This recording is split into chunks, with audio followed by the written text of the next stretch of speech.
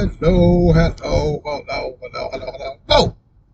Wherever you happen to be on this terrific world we call Earth, I sincerely hope you are having a gentle day, evening, night, wherever you are.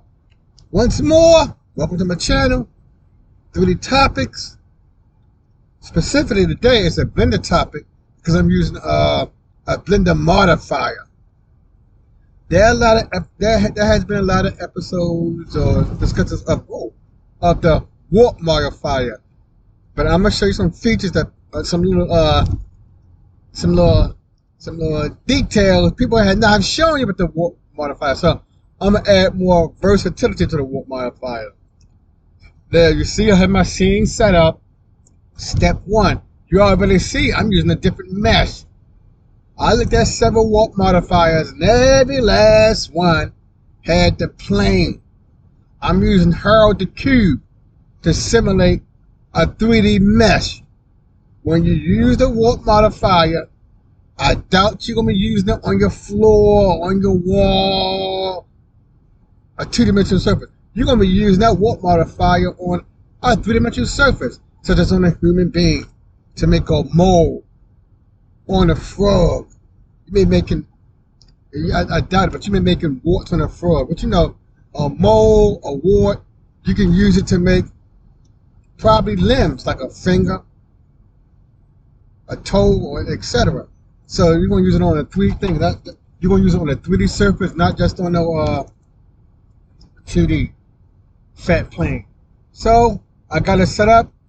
Then the thing about most of the warps, from what I've seen, they use the empty mesh. You can use any mesh that you want to, but we just like to use the empty because, you know, when you render it, you can't see it empty. You can use anything, a box, a cone, whatever. But you know, for rendering, we don't want to see the cone or whatever. The empties don't show up. So that's why we like to use our empties. So let me get right into it. I got my cube selected. I got the halo on it. I'm with the modifier. Let me kick off this. I was using it already. We have to go to the deform section. You didn't just say that. So you know, if you're going to do something to your mesh, you might as well go right to them sections. Modify, generate, deform, and physics. I need to deform.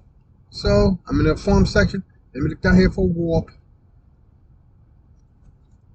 As you know, the warp has 2 sections. I like it because a warp is a straightforward modifier. Nothing hard about it. It has a from and to. I'm gonna say, so usually the object that's above is the from object. Here's my from object right here. Oops, sorry about that.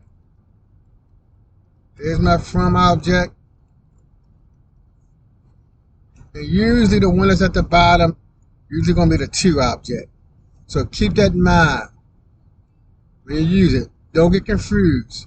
Usually the one on top is from, the one on the bottom or below, because I don't have to put this one in the mesh, but you know, most of the time we do. It's the to. Alright, so we got that out the way. Now I'm going to show you the features I want to show you. So now I can come back here and choose my selector tool. And I named them too. I named them. I got up here, I got sphere empty and cube empty. So I know 100% which one I'm dealing with. So I choose my from object, it's my sphere empty. And my to object is my cube empty. And that's how it works. See, it's working. Now, we've seen empty before. I want to go some features that they never discussed. The reason that is deforming inside because my cube is inside. If I take it out, nothing's, well, yeah, because the modifier is on that, it's on the cube. If you take it out, that makes it go up. The higher you go up, the more it stretches, as you can see. See, nobody ever tell you that.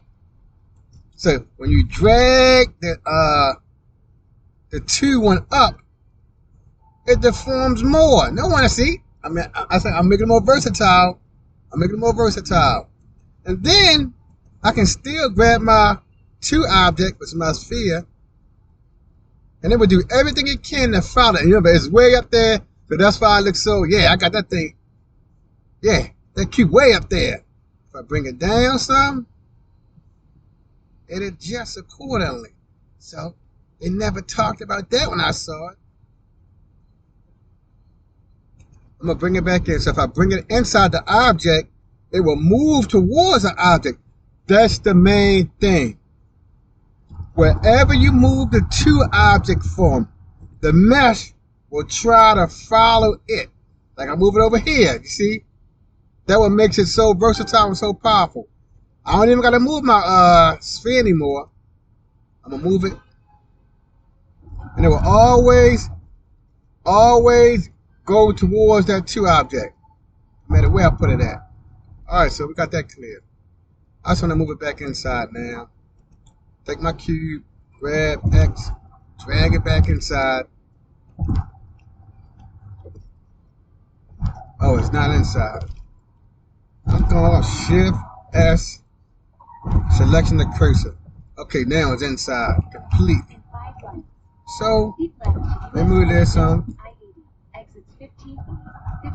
Now, here's the most important part that no one ever talked about. Let me grab back on my cube. The size of the cube affects the indentation. Like, here's my cube selected. Oh, I guess you need to see this visually. Grab Z. Alright. Now it's not doing nothing because they both on top of each other. That's why it's not doing it. So if you wanna okay, I'm gonna put it right there. Now, here's what they never talked about. The size of the cube affects that indentation. I'm gonna make my cube large. Watch, okay, let me bring it down. I'm gonna scale it larger. This is the versatility. You see that? It became, if I drag it up some more. The size of the cube affects the spread. You see that? If I make it tiny, what happens then? I'm going to scale it in. See? It becomes more pronounced. So I don't have to use some of those. I know it's a special feature and it's a special feature over here that affects the same. The fall off, yeah. The fall off basically does the same thing. See fall off right there? There's the fall off. Now, I want to bring my cube back inside this mesh. Grab it. I can just say Shift S, put it in the center. I know it's selection. Okay, I know it's right there in the center. Now, my cubes are selected. You saw what happened when I made it larger. You see that? Nothing much happened because it's inside now. So if you want to make it larger, it has to be outside. But now I'm going to make it smaller. And watch what happened. You see it's going in. See, nobody ever told me that. So the cube size can, or the, oh wow, look at that, wow. The size of your, empty, or in this case my cube, will affect the size of my indentation. I gotta bring it up because I can't even see it anymore. I need to see this thing. Okay, that's why it's so tiny. Look how tiny it is. And I can go back to my fall off and make adjustments to it. See? It's so tiny. I'll make my cube larger. It'll spread it out more. Or make it even more powerful. I'm dragging inside, grab E, drag it inside, scale it down some more. See it become more and more pronounced. So that's the thing I want to go over, people. The main versatility. You can scale that empty. The title of the video. warping, and scaling to empty. Thank you for stopping by. Keep pushing forward. Don't stop. Don't turn around. Just keep going. Till the next time in the family, peace.